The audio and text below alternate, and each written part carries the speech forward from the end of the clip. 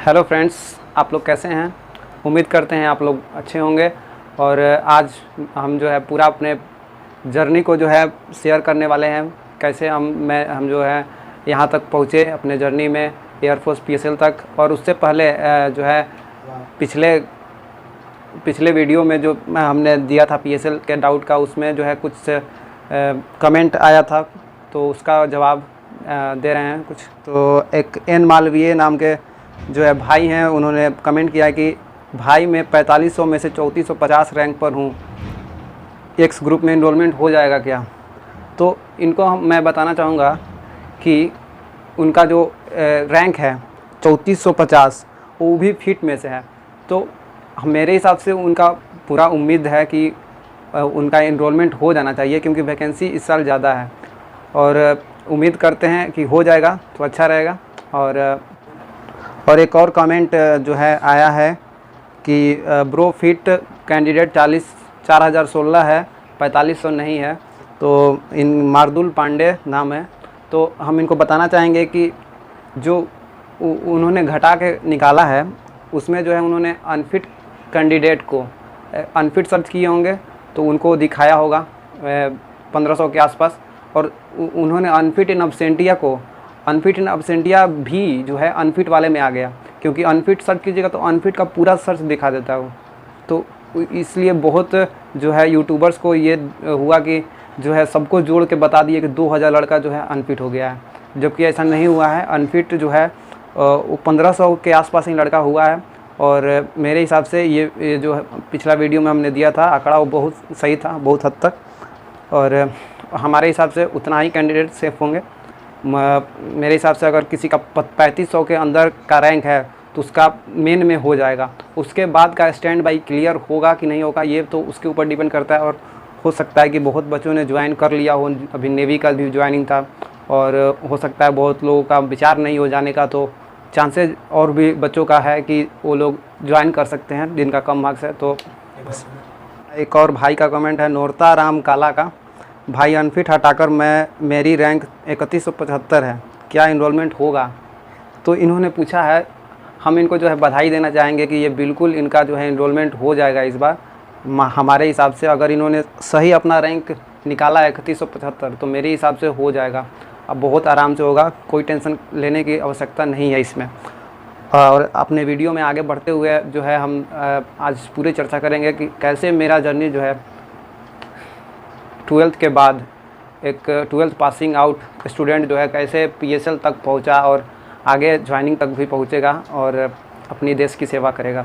तो हम पहले बताना चाहेंगे कि 12th में पास किया हमने जो है 2019 में किया। उसके बाद पहला एग्ज़ाम हुआ जिसमें मेरा मार्क्स 22 पॉइंट समथिंग आया था, 22.25। कट ऑफ उस वक्त 28 निकाला था, जो सबको पता है। और उस वक्त कट ऑफ लो लोग बोल रहा था, बहुत लो है, जबकि इतना लो कट ऑफ नहीं रहता है। तो हो सकता है कि उस वक्त एग्ज़ाम थोड़ा हार्ड भी लिया था शायद। अब उस वक्त उतना पढ़ाई भी नहीं किए थे तो नहीं हो पाया था। तो लेकिन सेकेंड एग्ज़ाम में जो है हमने देखा, जो मार्च में एग्ज़ाम था हम लोग का, उस वक्त कोविड-19 ने सब कुछ बिगाड़ दिया। उसके वजह से हम लोग का एग्ज़ाम डिले होता गया और उस एग्ज़ाम को जो है नवंबर में कंडक्ट कराया गया। तो ये जो है इसमें बहुत सारे बच्चों को फ़ायदा हुआ और हमको भी बहुत बेनिफिट मिला। उसमें जो है बहुत और अधिक टाइम मिल गया एग्ज़ाम का प्रिपरेशन के लिए। और यूट्यूब पे जो है बहुत ही अच्छे टीचर आए, उन्होंने वीडियो बनाया। अनअकैडमी प्लेटफॉर्म पे बहुत ही बच्चे जो है, और उस प्लेटफॉर्म ने भी, बहुत सारे प्लेटफॉर्म ने बच्चों की मदद की और मैंने भी बहुत सीखा उससे। और उसका नतीजा मेरा मार्क्स जो है 50.5 आया। तो ये जो है जर्नी आपका भी हो सकता है। इसके लिए हम बहुत कोशिश कर रहे हैं, वीडियो बना रहे हैं। और जो है इस साल एग्ज़ाम 2 में जो है 43 कट ऑफ है। और निश्चित है कि अगले एग्ज़ाम में भी 40 प्लस ही कट ऑफ रहेगा, कट ऑफ कम नहीं जाएगा, क्योंकि टीचर भी बहुत सारे हैं अच्छे और स्टूडेंट भी अच्छे आ रहे हैं। तो बहुत मेहनत करने की आवश्यकता है अगर कोई एस्पिरेंट जो है एग्ज़ाम देने की सोच रहा है तो। और हम अपनी पूरी जर्नी बताते हैं शुरू से कि कैसे कैसे जो है हुआ मेरा। तो पहले जो हमने नवंबर में एग्ज़ाम था, जो 6 से 6 नवंबर से 8 नवंबर तक था। तो मेरा एग्ज़ाम जो था 8 नवंबर को था और फर्स्ट शिफ्ट में था, तो उसमें जो है मैं दिए थे। उसके बाद रिज़ल्ट आया, 20 कुछ दिन बाद रिज़ल्ट आया। तो उसके बाद जो है हमको फेज़ 2 का डेट मिला, उसमें जो है हमने रिज़ल्ट देखा। रिज़ल्ट देख सकते हैं वीडियो में। और फेज़ 2 का डेट आया, उसमें जो है 19 जनवरी का डेट दिया गया था। तो उसमें जो है बहुत टाइम मिल गया, कोरोना की वजह से भी बहुत लेट हो रहा था। ऐसे तो बहुत ही कम टाइम मिलता है फिर रिज़ल्ट के बाद फेज़ 2 होने में, लेकिन इसमें टाइम मिला, 1 महीना 1.5 महीना टाइम मिला। और उसके लिए जो है हम भी जो है अपने फ़िटनेस पे बहुत काम किए, बहुत रनिंग किए, रोज़ रनिंग करने जाते थे। और हाँ, रोज़ रनिंग करने जाते थे और डेली एक्सरसाइज करना, पूरा रूटीन बना चुके थे और बहुत ही अच्छा चल रहा था। और 19 जनवरी को जब हम फेज़ 2 के लिए गए तो थोड़ा डर लग रहा था, लेकिन हमने जो है पूरा प्रैक्टिस करके गए थे सब कुछ। और ये इस साल हुआ कि फेज़ 2 में जो है रनिंग नहीं हुआ था। पहले पता नहीं था, जब फेज़ 2 स्टार्ट हुआ तो पता चला कि रनिंग नहीं हो रहा है।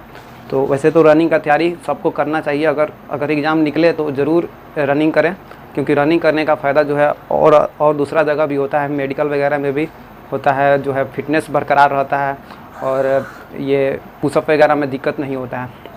तो हमने जो है बहुत ये जो उस वक्त बहुत लोगों ने देखा होगा कि जो है पुशअप बहुत हार्ड ले रहे हैं, फेज़ 2 बहुत हार्ड हो रहा है, जीडी हार्ड हो रहा है। तो ये सब हम बता रहे हैं कि जैसे ही हम हमारा जो है फेज़ 2 दिया गया था ASC बीटा में और 10 ASC पे, तो वहाँ पे जब हम गए तो सुबह में एंट्री हुआ, 5:30 बजे एंट्री कराया गया। बहुत ही उस वक्त ठंड थी, तो और हम सब सारे स्टूडेंट जो है अंदर ले गया। तो अंदर लेके वो लोग ने दौड़ा कर ले गए। एक बड़ा सा हॉल था, उसमें नीचे बैठाया और उसमें जो है थोड़ा बहुत ठंडा लग रहा था। उतना तो सहना पड़ेगा अगर डिफेंस के लिए तैयारी कर रहे हैं तो वहाँ पे गए हम लोग। उसके बाद थोड़ा डॉक्यूमेंटेशन हुआ, जिसमें हम लोग को ये कंसेंट फॉर्म साइन कराया गया कि अगर आपको इस फेज़ 2 के दौरान अगर कुछ भी चोट या कुछ भी होता है तो इसका जिम्मेवार जो है वो नहीं होंगे। तो ये सब डॉक्यूमेंटेशन का फॉर्मेलिटी पूरा हुआ और फ़ोटोज़ वगैरह चिपकाना था, उसमें अपना सिग्नेचर वगैरह करना था। तो और उसके बाद हम लोग का जो है physical fitness test PFT start हुआ, जिसमें पहले जो है रनिंग के जगह पे कदम ताल हो रहा था। कदम ताल जो है उस ऐसे पैर पे कूदना था। तो उसमें जो है करीब 1 मिनट तक कूदना था, जो वो लोग गिन रहे थे, 50 तक काउंट कर रहे थे। जब हो जाए तो उनका जब मन किया तो वो लोग स्टॉप कर देंगे तो हो जाएगा। उसमें बहुत सारे बच्चे बाहर हो गए, क्योंकि उनका जो है पैर पूरा नहीं उठ रहा था। तो ये इसमें ध्यान देना है कि पैर पूरा उठना चाहिए। और उसके बाद हम लोग का पुशअप लिया गया। तो पुशअप के लिए उन्होंने पोजीशन बताया, वो एक जो है ऑफिसर बताता है पूरा कि कैसे कैसे करना है, और उसके सेम उसको देख के करना रहता है। अपने से अलग नहीं करना रहता, नहीं तो उन लोगों को प्रॉब्लम हो सकती है इससे। तो बताते हैं, उनको फॉलो करके करना रहता है।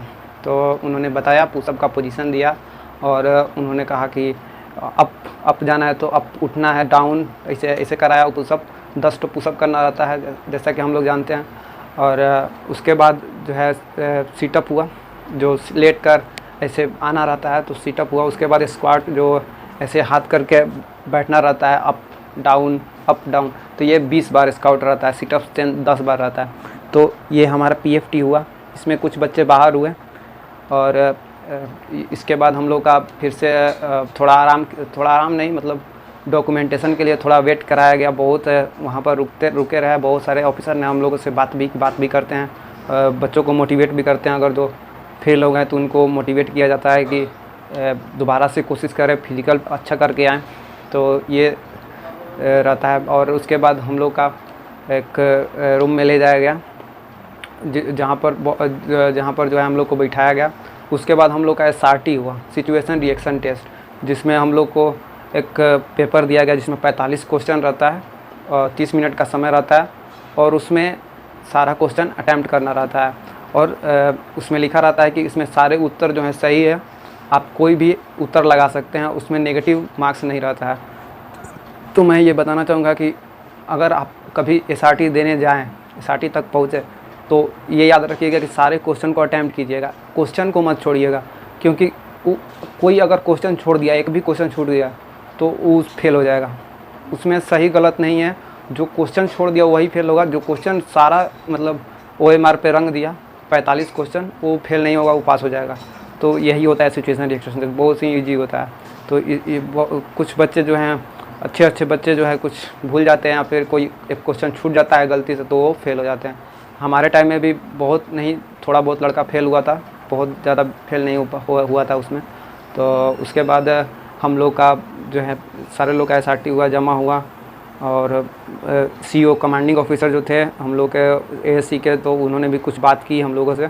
देन वो लोग जो है GD के लिए बाहर ले गए थोड़ा। उसके बाद डॉक्यूमेंटेशन हुआ, डॉक्यूमेंट चेक हुआ सारा ओरिजिनल, और फ़ोटोकॉपी 4 फ़ोटोकॉपी सबका जमा कराया गया, और वो वेरीफाई भी हुआ वहीं पर। और उसके बाद GD के लिए 15-15 का ग्रुप बनाया गया। जब 15-15 का ग्रुप बनाया गया, और पहला ग्रुप में ही मेरा था, पहले ग्रुप में ही था, और थोड़ा डर भी था कि पहला ग्रुप में कैसा होगा, कैसा होगा और क्या हार्ड होगा। मतलब प्रैक्टिस करके तो गए थे हम लोग, GD जो है, हम GD का प्रैक्टिस जो है ऐसा ऑनलाइन करते थे, जिसमें हम लोग ये मीट एक ऐप है, उससे जो है ग्रुप बना के हम लोग करते थे। और कुछ एक टीचर हैं राकेश गढ़वाल नाम के, वो भी उसका प्रैक्टिस करवाते थे। तो जैसे ही वहाँ GD तक पहुँचे, तो GD में जो है पहले ग्रुप में ही मेरा था, और जैसे ही हम लोग 15 स्टूडेंट थे, 15 जो है गए वहाँ पर, तो वहाँ पे एक ऑफिसर बैठा हुए थे, और शायद वही कमांडिंग ऑफिसर थे या फिर कोई ऑफिसर थे, वही ये GD ले रहे थे सबका।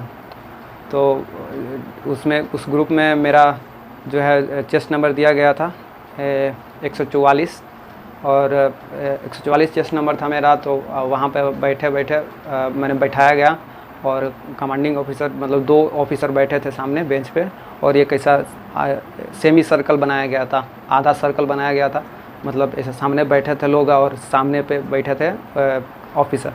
तो हम लोग को पहले पेज दिया गया, उसमें पैराग्राफ, जिसमें इलेक्ट्रिक व्हीकल के बारे में लिखा था। उसके बाद जो है उसमें जो है इलेक्ट्रिक व्हीकल था, हमारे पेज में पैराग्राफ दिया गया था, करीब वो 10-15 लाइन का होगा, और वो 5 मिनट हम लोगों को दिया गया, 5 मिनट में पढ़ना था, उसको समझना था, जिसमें उसमें हम लोगों ने पढ़ा 5 मिनट। उसमें जो है दिया था सबको एक ही तरह का पेज दिया गया था, जिसमें इलेक्ट्रिक व्हीकल था, और उसमें जो है लिखा था मतलब कि इंडिया के लिए इलेक्ट्रिक व्हीकल का क्या रोल होने वाला है, और उसके बारे में ही बोलना था। तो उसके बाद पैराग्राफ ले लिया गया हम लोगों से, और लोगों को जो है बहुत कोऑपरेटिव थे सारे ऑफिसर, और ये सबसे अच्छी बात रही। और हमारे साथ भी होता, हम करीब पहले इंट्रोडक्शन देना था, उसमें 30 सेकंड, फिर 30 सेकंड टॉपिक के बारे में बोलना था। तो हमारा भी नंबर आया, तो हमने भी बोला इंट्रो 1 मिनट का। तो उसके बाद हो गया, उसके बाद टॉपिक के ऊपर डिस्कशन करना था। तो टॉपिक के ऊपर डिस्कशन करने का स्टार्ट हुआ, तब सब लोग एक साथ बोलने लगे, तो तभी गुस्सा हुआ, तो 5 का ग्रुप बना दिया। तो उसके बाद जो है फिर से एक बार मौका मिला बोलने का, तो फिर से मैंने लगभग 1 मिनट तक बोला, और उसके बाद GD ख़त्म हो गया। बहुत देर तक नहीं चलता है, बहुत थोड़ा देर तक चला, करीब 7 से 10 मिनट, 10-15 मिनट तक चला, और बहुत जल्दी ख़त्म हो जाता है, क्योंकि पता नहीं चलता टाइम कितना जल्दी होता है। और आप ये नहीं सोच सकते कि हमारे ग्रुप में से किसने सबसे अच्छा बोला, तो क्योंकि सब लोग अपने ऊपर ध्यान दिए रहते हैं, और सब लोग घबराए रहते हैं, तो कौन क्या बोला, कौन कितना अच्छा बोला, ये ऑफिसर जानता है। और वो जब आप बोलते हैं तभी वो तय कर रहता है किसको सिलेक्ट करना है, किसको रिजेक्ट करना है। तो हमारे हिसाब से जो है GD में यही देखा जाता है कि कोई बंदा जो है वो टॉपिक के ऊपर कितना रेलिवेंट बोला, कि किसको जो है टॉपिक के बारे में कुछ पता है, या फिर किसी को पता भी नहीं है, तो क्या उसने उसके बारे में सही जज किया। तो ये बहुत ज़रूरी है कि आप थोड़ा अपना GD पे जाने से पहले जो है अलग अलग टॉपिक पे तैयार कर ले, और बहुत अच्छे से तैयारी कर ले, बहुत उसके बारे में जान ले, कम से कम जान ले, और थोड़ा बहुत इंग्लिश बोले, क्योंकि वहाँ पे GD में सिर्फ इंग्लिश ही बोलना है, उसमें वहाँ पे हिंदी का उपयोग नहीं करना है। तो ये जीडी में आपको ध्यान रखना है कि इंग्लिश बोलना ही है आपको, मतलब वो भी मतलब फ्रैंक बोलना है, ऐसा रुक रुक के नहीं बोलना है, एकदम नॉर्मली बोलना है कि जनरली हम इंग्लिश में थोड़ा बहुत तो बात कर सकते हैं, वैसे बोलना है। और ऐसे कोई बड़ा बात तो नहीं है 1 मिनट तक इंग्लिश बोलना, वो भी किसी टॉपिक के बारे में। अगर आप एयरफोर्स का तैयारी करते हैं, एक्स ग्रुप में जाना चाहते हैं, तो इतना तो करना पड़ेगा। अब आई ग्रुप का भी तैयारी करते हैं तो आपको इतना तो प्रैक्टिस करना पड़ेगा इंग्लिश का। इंग्लिश बहुत ज़रूरी चीज़ है इसमें। उसके बाद हम लोग का जीडी हुआ, उसके बाद हम लोग को फिर से वही बरामदा में जहाँ से हम लोग स्टार्ट किए थे फिर से वहीं ले जाया गया, वहीं पर बिठाया गया हम लोगों को। धीरे धीरे सब लोग का जीडी और जीडी कंप्लीट होने में करीब 2-2.5 घंटे लग गए और यहाँ तक होते होते हम लोग का जो है शाम हो गया था। अब बारी था रिज़ल्ट आने का, तो रिज़ल्ट बनाने में भी टाइम लगा। और कंप्यूटर पे कुछ करना रहता है क्योंकि जो मेडिकल के लिए जो लेटर मिलता है वहीं पर मिलता है, तो उसको बनाने के लिए टाइम लगता है। तो उसके बाद हम लोग को 3-4 घंटा 5 घंटा बहुत बैठने को पड़ा, बहुत बैठना पड़ता है वहाँ पे। तो उसके बाद शाम को जो है फिर से हम लोग को हॉल में बुलाया गया जहाँ पर हम लोग का SRT हुआ था।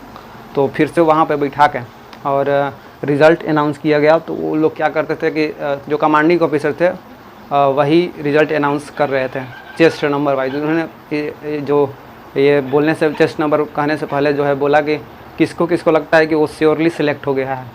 तो वहाँ पे किसी का हिम्मत नहीं हुआ कि बोले कि हम सिलेक्ट हो गए हैं। तो ये है कि वैसे बोलना भी नहीं चाहिए क्योंकि उन लोगों को ऐसा लगता है कि कोई लड़का जो है वो कुछ ऐसी करके मैंने थर्ड पार्टी से वगैरह वगैरह करके, तो आप समझ रहे होंगे। तो उसके लिए वो लोग बोलते हैं कि कोई ऐसा बंदा तो नहीं है जिनको जो है बाहर पैसे लिया गया है अंदर फिक्स करने के लिए। तो वो भी ये लोग जानते हैं। अगर वो लोग कहते हैं कि अगर ऐसा कुछ है तो आप बताइए, हम उसके ऊपर कार्रवाई करेंगे। तो उसके बाद जो है थोड़ा मजाक भी हुआ वहाँ पे और जो है उन्होंने चेस्ट नंबर बोला। जिनका चेस्ट नंबर बोला उनको बोला कि आप बाहर निकल के इधर साइड में खड़ा हो जाइए। तो उन्होंने कुछ चेस्ट नंबर बोला और अच्छे मतलब थोड़ा बहुत लड़के वहाँ से वो जो चेस्ट नंबर बोले वो लोग बाहर हो गए थे और उनको थोड़ा सा मोटिवेट करके कि दोबारा आइए ज़रूर। वो लोग उस सब जो है जीडी में बाहर हुए थे, तो उन लोगों को थोड़ा मोटिवेट किया गया और वो बोला गया कि थोड़ा और इंग्लिश अच्छा से ध्यान करके आइए और अगर आपका जो है चांस बचा हुआ एग्ज़ाम देने का तो ज़रूर दीजिए। तो वहाँ से वो लोग चले गए। फिर अब हम लोग का बारी था। हम लोग का जो है मेडिकल के लिए लेटर जो है वहीं पर दिया गया और वहाँ से मेरा मेडिकल दिया गया था गोरखपुर। हम लोग का रिज़ल्ट सुना दिया गया। तो उसके बाद हम लोग को एक अलग प्रकार की जो है वहाँ पर खुशी महसूस हुई। मतलब एक तो डर लग रहा था कि कहीं मेरा चेस्ट नंबर नहीं बोल दे, हम भी बाहर हो जाएंगे, तो वो भी डर लग रहा था। तो क्योंकि किसी को पता नहीं था कि कौन कितना अच्छा बोला है जीडी में, और ये डाउट बना हुआ था लास्ट तक। वो लोग भी सस्पेंस खूब बना रहे थे। कमांडिंग ऑफिसर जो था खूब सस्पेंस बना रहे थे। हालांकि जो है कमांडिंग ऑफिसर थे ट्रेन एसी के, वो बहुत ही अच्छे कमांडिंग ऑफिसर हैं। और उसके बाद जो है मेरा मेडिकल गोरखपुर में था, गोरखपुर में हुआ। तो जो है अभी गोरखपुर उसके बाद हम लोग जो है रीमेडिकल मिला, तो रीमेडिकल हमको कानपुर में मिला। तो अगर ये दोनों बात की चर्चा करेंगे तो वीडियो थोड़ा ज़्यादा लंबा हो जाएगा, तो फिर अपलोड करने में थोड़ा दिक्कत आ सकता है। तो इसलिए इसका सेकंड पार्ट हम लाएंगे। तो अभी के लिए इस वीडियो में बस इतना। वीडियो कैसा लगा ये कमेंट में ज़रूर बताएं।